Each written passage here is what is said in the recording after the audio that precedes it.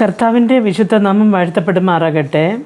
1 ദിനവൃത്താന്തങ്ങളുടെ പുസ്തകം 16-ാമത്തെ അധ്യായം അതിൻ്റെ 37-ാമത്തെ വാക്യത്തിൽ കാണുന്നു, ഇങ്ങനെ പെട്ടകത്തിൻ്റെ മുൻപിൽ ദിവസവും പ്രതിയുള്ള വേലയുടെ ആവശ്യം പോലെ നിത്യം ശുശ്രൂഷിക്കേണ്ടതിന് ആസാഫിനെയും അവൻ്റെ സഹോദരന്മാരെയും കാണുന്നു. എൻ്റെ പ്രിയ ദൈവമക്കളെ, അന്ന് നമുക്കറിയാം, ഇത് ഈ നിയമപ്പെട്ടകം വന്നിട്ട് ദാവീദ് കൊണ്ടുവന്ന് അതിനു വേണ്ടി പണികഴിച്ച സ്ഥലത്ത് കൊണ്ടുവന്ന് നിയമപ്പെട്ടകം വെച്ച് ആ ദിവസത്തെ നല്ലവണ്ണം ഒരു ആരാധനയും ദൈവത്തിന് മഹത്വവും എല്ലാം കരയറ്റി. പക്ഷേ അതിനു പുറമെ ദാവീദ് അവിടെ ദിവസം പ്രതി ദൈവസന്നിധിയിൽ ആരാധിക്കുവാനും പാട്ടുപാടുവാനും ആസാഫിനെയും സഹോദരന്മാരെയും മറ്റു പലരെയും ഏർപ്പെടുത്തിയതായിട്ട് കാണുന്നു. പ്രിയ ദൈവമക്കളെ, നാം നമ്മുടെ ആരാധന എങ്ങനെയാണ് എന്ന് നോക്കണം.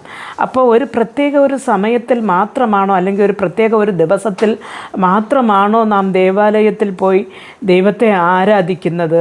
അതോ നമ്മുടെ ആരാധന ആരിലാണ് എന്ന് നാം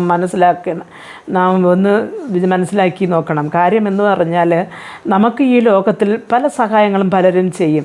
നമ്മുടെ ആരാധനകൾ അവർക്ക് നേരെയാണോ, അതോ നമുക്ക് ജീവൻ നൽകി നമുക്ക് സഹായം അവരെ കൊണ്ട് എത്തിച്ചു തന്ന ആ ജീവനുള്ള ദൈവത്തിലാണോ നമ്മുടെ ആരാധന എന്ന് നാം പ്രത്യേകം ശ്രദ്ധിക്കേണ്ടിയിരിക്കുന്നു.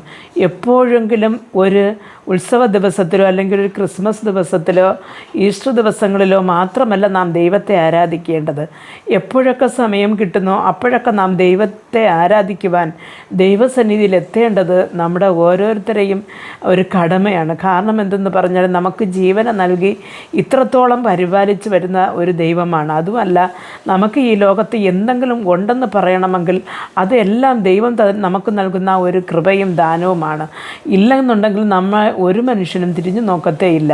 ആയതുകൊണ്ട് എൻ്റെ പ്രിയ ദൈവമക്കളെ, നാം ദൈവത്തെ ആരാധിക്കുമ്പോൾ എപ്പോഴും ദൈവത്തെ ഏത് സമയവും ആരാധിക്കുവാൻ നാം നിർബന്ധമായിട്ട് സമയം കണ്ടെത്തണം.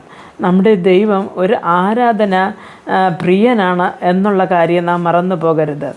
പ്രാർത്ഥിക്കാം. ഞങ്ങളെ അതിവാത്സല്യമായി സ്നേഹിച്ച് വഴി നടത്തുന്ന ആ സ്വർഗ്ഗസ്ഥ പിതാവേ, കർത്താവെ, നീ ഞങ്ങളെ ഈ ഭൂമിയിൽ ആക്കിയിരിക്കുന്ന ഈ ദിവസത്തിൽ കർത്താവെ, ഞങ്ങൾ എപ്പോഴെങ്കിലും അല്ല കർത്താവെ, എപ്പോഴും അങ്ങേ ആരാധിക്കുവാനും കർത്താവെ, എപ്പോഴൊക്കെ നമുക്ക് സമയം കിട്ടുന്ന അപ്പോഴൊക്കെ ദേവാലയത്തിൽ ചെന്ന് എന്നെ ആരാധിക്കുവാനുള്ള കൃപ ഓരോരുത്തർക്കും നൽകിത്തരണമേ എന്ന് പ്രാർത്ഥിക്കുന്നു. ഞങ്ങൾക്ക് ജീവൻ നൽകി ഇത്രത്തോളം ഞങ്ങളെ ഈ ഭൂമിയിൽ നിലനിർത്തിയ അങ്ങേ ആരാധിക്കാതെ കർത്താവെ മാറിയിരിപ്പാൻ ആരെയും നീ അനുവദിക്കരുതെന്ന് പ്രാർത്ഥിക്കുന്നു. കർത്താവേ, ഈ ലോകത്തിലുള്ള വ്യക്തികളിലോ അല്ലെങ്കിൽ ഏതെങ്കിലും ഒരു സാധനങ്ങളിലോ അല്ല നമ്മുടെ ആരാധനയ്ക്ക് വേണ്ടി നാം മനസ്സിനെ വയ്ക്കേണ്ടത്. അങ്ങ് ജീവനുള്ള ദൈവത്തിലാണ് എന്ന് ഓരോരുത്തരും മനസ്സിലാക്കുവാനുള്ള കൃപ ഉയരത്തിൽ നിന്ന് തന്നെ ദാനമായി നൽകണമെന്ന് പ്രാർത്ഥിക്കുന്നു.